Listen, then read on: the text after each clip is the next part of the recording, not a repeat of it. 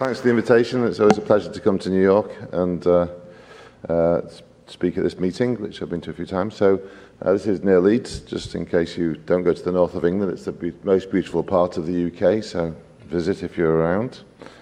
My disclosures, so I do a lot of clinical trials for CLL over the last many years, and most of these disclosures are regarding that. So I've been given a challenge to talk about the sequence of novel therapies, and of course the world has changed dramatically. You know, I qualified in 1985, and in 1985 we had alkylating agents, and we added some steroids, and then for the next 20 years really, we went through pure analogues and then combinations, and really in the last 10 years there's been a huge, as we've seen today in many talks, expansion in targeted therapies for CLL and other diseases. And in red are the therapies that are given either continuously or for a period of time, which are the novel targeted treatments. At the top you can see the clinical trials in the UK. These are the academic frontline trials, which have certainly 10 years or more ago were very slowly recruiting and didn't need to be quick, but now we have to be much more adaptive in our trial design to try and address the questions that need to be answered in clinical trials. And we've heard a lot about the understanding of the biology of the disease. So CLL is changing dramatically. And we've also heard about the genomic development and instability. I think we've seen this, or certainly similar slides to this today, that when we first see a patient with CLL, as Rick mentioned before, the disease is generally clonally relatively simple, but then it develops over time. You can see the arrows, the blue and red arrows at the top of the curve, showing the clonal evolution, even not on therapy. But then when we treat a patient at the bottom, you can see a selection of more resistant or more genomically complex disease. And this is with chemotherapy, of course, with 17p53 deleted disease, but as we're now seeing with the targeted treatments, this can also be a selection of specific targeted mutations. And our challenge, I think, for the frontline patient is to avoid this leading to failure of treatment. And I'll show you at the end one potential approach, which is sort of been learned from solid oncology, solid malignancy. So what influences our choice of therapy? Well, first of all, the median age of diagnosis of CLL is 72, median age of first treatment is 75. So we're not going to be trying to cure all of our patients, and it's clearly appropriate that some patients are managed in a disease control type of way. But also there are many patients, and some of them are high risk genetically, or young patients who we certainly will want to move towards cure of the disease. And I think with the targeted treatments, we are certainly getting close, or we may well have cured some of our patients without chemotherapy, although we have to prove it in the trials. The factors that influence the choice of therapy are, first of all, tolerance to therapy, and in the trials, the patients are often very well motivated to stay on therapy, but as we've seen from the real-world data, which I'll summarize a little bit later on, this can be an issue. Resistance to therapy, I mentioned about clonal evolution. For patients, duration of therapy is important. So if you've got minor side effects, what appear to be minor side effects, then if you're on the therapy for the rest of your life, then they can be very significant. Whereas if you have a short time span of treatment, for example with chemotherapy, then you'll put up with more side effects if you're going to get a good outcome. Obviously, patient choice is important, particularly if we're not curing patients. And then, depending on where you live and your coverage, the availability and cost of therapies is also important. So stopping treatment will help with many of these things if you can get to effective therapies. I put this slide up, and I'm sure you've seen it before, because we have to remember that this is the RESONATE trial. This is the first randomized trial for Ibrutinib in relapsed refractory disease, a median of 2 to 3 lines of therapy. Half of the patients were p53 mutated. This is a poor risk group of patients, and before we had our first randomized trial, which has only started recruiting probably about six years ago, these patients died. The median progression-free survival was probably less than a year. The median overall survival was around 18 months, 12 to 18 months. And you expect all these patients to have died. So getting the most out of BTK inhibition is really important, and we mustn't change from ibrutinib or other BTK inhibitors unless we have good evidence that what we're changing to is going to be at least as good as the outcome with Ibrutinib. So the attraction of MRD eradication, and I've spent many years looking at MRD in CLL and potentially come off therapy, it can only be really of value if we improve on the outcome seen with Ibrutinib. So this is in relapsed refractory disease, PFS, and of course we're seeing survival advantages. And one of the things which is becoming very apparent now, and we organised, and I think Neil mentioned earlier, the randomised phase 3 trials. If we're having randomised trials, we shouldn't expect to see an overall survival advantage anymore, because that means that the patient has died because they've been randomised to the wrong arm of a trial, and that can't be ethically correct when we've got multiple therapies that we can rescue patients with. So we need crossovers. This trial didn't have a crossover, but patients obviously eventually crossed over. And you can see the dotted line is the ofatumumab patients crossing over and then eventually on venetoclax to be rescued. So overall survival for this group of refractory patients is very impressive for Ibrutinib alone, and we're out to 4 years and beyond. We've actually just completed 5 years follow-up in this trial.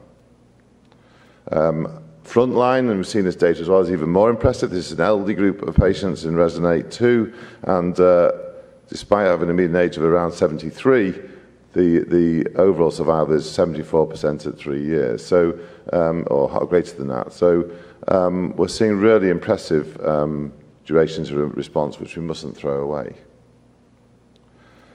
And finally, with Ibrutinib, the line of therapy is important. So if you treat people in first line, you get a better outcome than second line or third line or subsequent line. And this is obviously with chemotherapy, because we don't have the data with other targeted treatments, but we can't assume that it's not going to be the same with other treatments. I think we're selecting out patients that are genomically more unstable and therefore more likely to be resistant to treatment and possibly intolerant.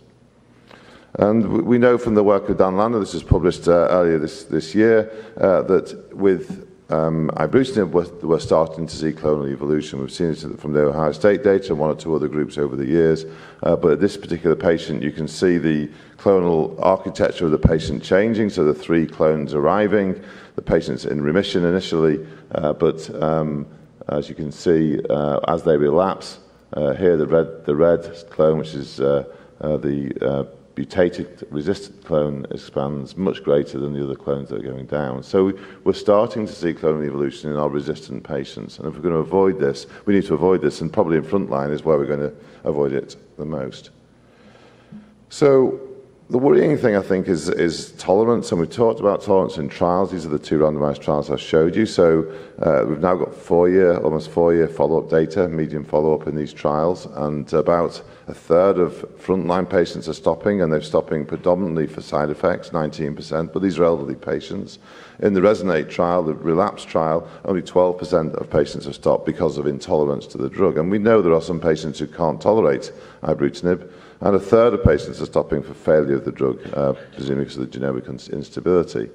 We're getting a number of large series. I've just shown 3 of the large series of real-world, if you like, data. And in these patients, there's relatively short follow-up, first of all, because they're either in compassionate use schemes, which they go off, or in the real world from Anthony Matto's data. But what's a bit worrying, I think, is that even with a short follow-up, we're seeing 22% of patients stopping for side effects and 43% of patients stopping overall. So we really need to find ways of managing this drug and getting through the side effects. Otherwise, we won't see the benefits that we've seen in the clinical trials. And the outcome of, for example, the global early access scheme, which was almost 3,000 patients, was very similar to Resonate. So if the patients remain on treatment, we'll get the benefits. And so we'll see the benefits. What about the next generation BTK inhibitors? So we've done now trials with Acalabrutinib, Zanubrutinib, and 1 or 2 other irreversible inhibitors of BTK, and this is obviously a tighter kinome inhibition with less of the other kinases being inhibited, which may be important in terms of side effects. We know they appear, but this is only a phase 1, phase 2 trial with relatively short follow-up, so new shiny things are always better until we do the phase 3 trials and find out they have side effects. So we have to really wait until we see the results from the 2 phase 3 trials that have now been completed in terms of recruitment or in follow-up. We probably see a little bit less bleeding and maybe less cardiac toxicity, but we're still waiting really to know if that's true. We don't really know the cause of some of those side effects.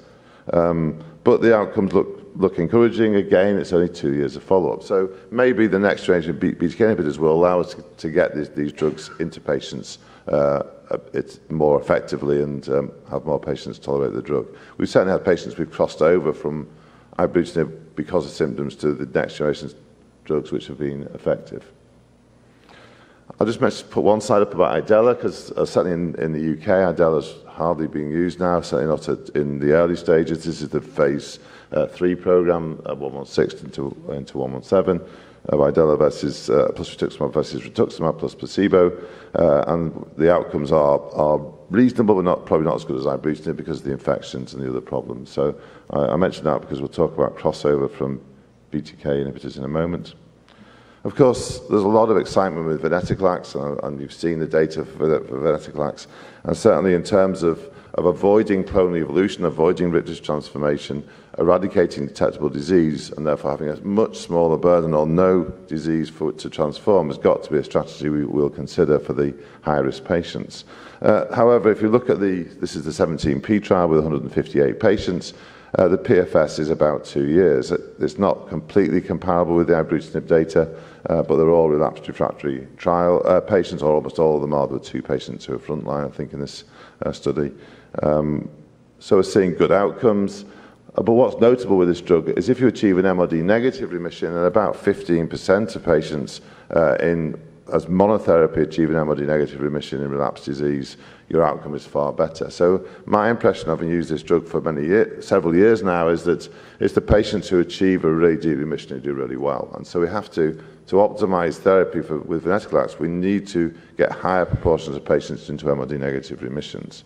This, of course, led to the combination approaches, and Andrew Roberts presented the first data, published the first data with Rituximab.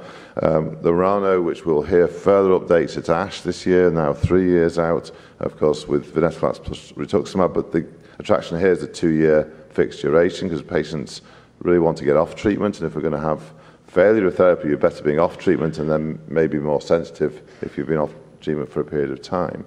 And so the data looks good. This is data we presented in the summer meetings for MRD. So on the right is the BR, so 13% MRD at night, 3 months post-chemo, but at 18 months only 5% and 45% are progressing.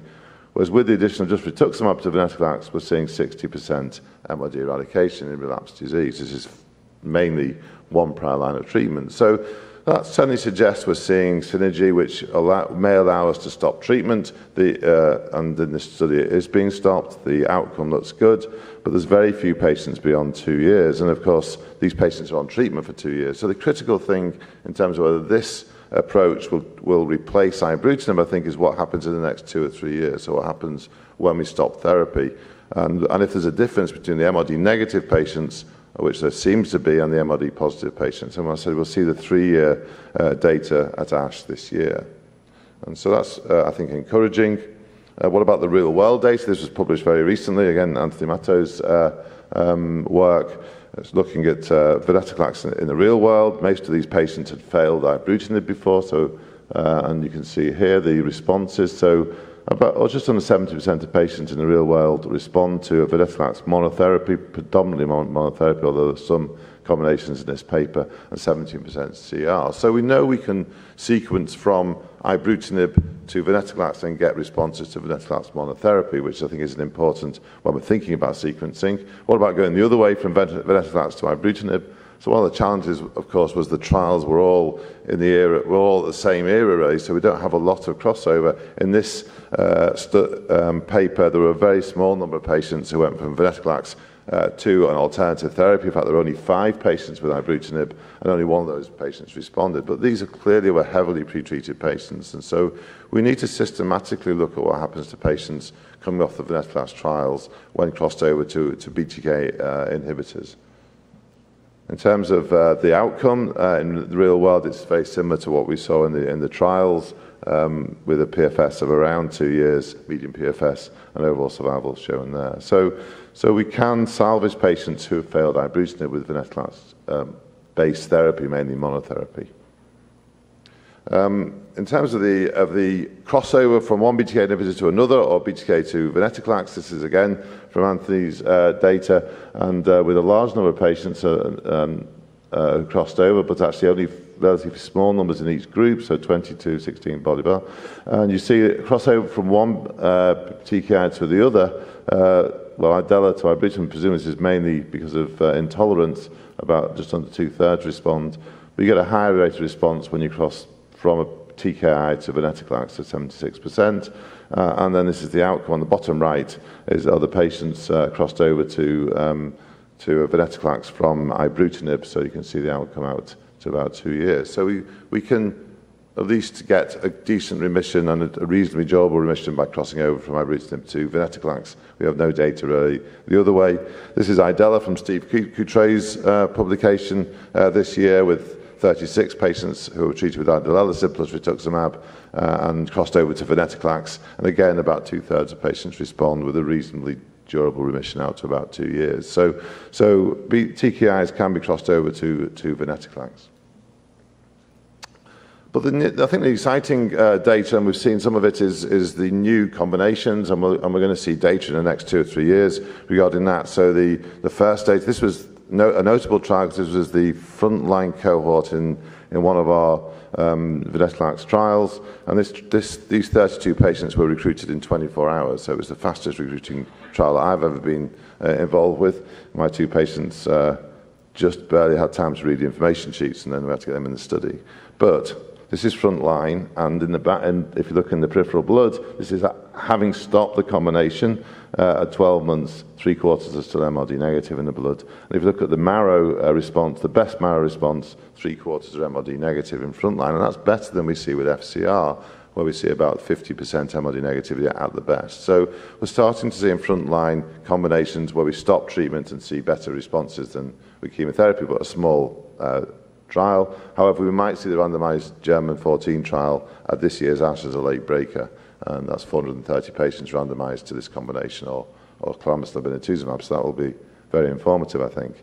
We've done the combination, and we heard a little bit about it before, in relapsed refractory disease of Ibrutinib plus venetoclax, and these are patients who've failed chemotherapy or 17p who failed Idela, and we're seeing at the last ASH just under 30% MRD, just over 30% MRD negative in the marrow at 6 months, and that's increased again. Now this will be presented at ASH again. So the combinations are seeing 40 to 50% MRD negativity in relapsed disease with Ibrutinib venetoclax, and we're now well on the way of recruiting into FLAIR, which looks at this in frontline. We have almost 100 patients randomized to IV to date in the UK. We have frontline data, and we saw this as well from Captivate in a couple of talks, but very little response data, but we should see more at ASH. But in terms of the Ibrutinib venetoclax combinations, a large proportion of these 14 patients MRD negative. So I think we're getting there with chemotherapy, with novel combinations in frontline, and we have the phase 3 trials which are rapidly recruiting at the moment. I think the other thing we should consider is how we prevent or how we manage clonal evolution, and there's a lot of work in the solid cancer work. In the Leeds, we just completed a large renal cell cancer trial using this Darwinian tumor evolution strategy, and this is a prostate cancer paper from the end of November, and I think it probably applies for our CLL patients on continuous therapy. So if you have the model is with an anti-androgen. If you have a tumour which has in green a resistant cell and you give it continuous therapy, you select out the resistant tumour, which then becomes resistant to therapy a median of about 11 months by modelling. However, if you then use an adaptive type treatment, so you basically give the same drug, kill most of the sensitive cells, then stop, you allow the sensitive cells to outcompete the resistant cells, and when the tumour relapses, it's still sensitive, and you give another dose, so you give intermittent treatment. And that approach allows the sensitive cells to compete with the resistant cells. And actually, in this study with an anti-androgen in metastatic prostate cancer, if you give it continuously in the red, patients become resistant, so 14 out of 16 had radiological progression in a relatively short period of time, about 11 months median. If you give the intermittent treatment, actually only one had radiological progression out of 11. And so those sorts of strategies which are being adopted in solid malignancy, we should be considering in hematological malignancy, and we've applied for funding, and hopefully will be funded in the next couple of months for a large trial taking this approach with Ibrutinib, so taking patients both frontline from the FLIR trial and in relapse who have been on Ibrutinib for at least 2 years in a good remission, and randomise them to continuous therapy, continuous therapy or intermittent treatment, which has the potential to improve outcomes. So just finally, the 4 main types of therapy I think we have to consider when we're thinking about sequencing of therapy. So FCR, again, with the advantage of FCRs in frontline, we get MRD negativity in about 50% of patients, and we probably cure somewhere between 15 and 30% of patients. There may be a specific type, the mutated patients, but we'll see that in the large trials that are now underway. With BCRI, we don't get MRD negativity, so in frontline or second line, very rarely do we see MRD negative patients, although we're seeing very deep remissions now. There are obviously toxicities with these therapies of MDS we always worry about with FCR, cardiac toxicity, and with a continuous therapy that might be a concern going forward. There are mechanisms of resistance. With venetoclax, I think there's going to be some data probably this year's ASH regarding venetoclax resistance and mechanisms of resistance with venetoclax. But we're seeing deep remission, certainly in frontline when we use it in combination. So I think the future probably is combinations that lead to eradication of disease. So to answer the question, does sequencing matter? The answer is almost certainly yes. The challenge is we don't really know which sequence to use at the moment because they all came at the same time. I think certainly the treatment availability and patient choice is important, and we're continuing with large clinical trials, but it's important to collect real-world data. I think now my take on the field is that we should be using Ibrutinib if we're using non-chemotherapy approaches first, because we have really good data going out some years, and maybe the second generation BTK inhibitors will compete with Ibrutinib and reserve venetoclax rituximab for later. Although, if we get patients off treatment and they remain in remission off treatment for a couple of years with VR, which we won't see this year's ASH, but next year's ASH, I think then we've got a competition between those two approaches, because coming off therapy will allow patients to remain sensitive to treatment. And I like this trial because we're moving very rapidly from the chemotherapy era, where we're trying to beat the disease into submission to targeted treatments, our golden bullets, but we just have to work out what to do next. And unfortunately, the same people are holding their guns. And then finally, to invite you to Scotland next September for the IWCLL, which will be a lovely time to visit and learn a lot more about CLL. Thank you very much.